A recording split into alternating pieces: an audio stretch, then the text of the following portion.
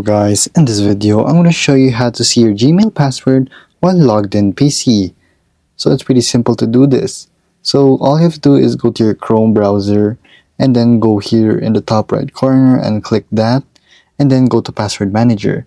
So basically this will go to Password Manager and just search up Gmail and then it might be there. So once you've saved it there, it will be right there.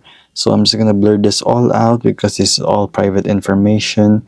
And passwords can be located here if you have saved it, but if not, you can go to your Google account profile again by going there to the top right corner and pressing on your profile, and then you will have to go to your Google account security, and then here you have your password.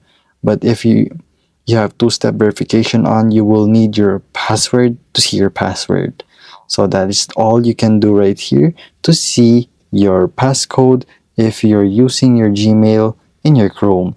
If this video was helpful, please hit the like button and don't forget to subscribe.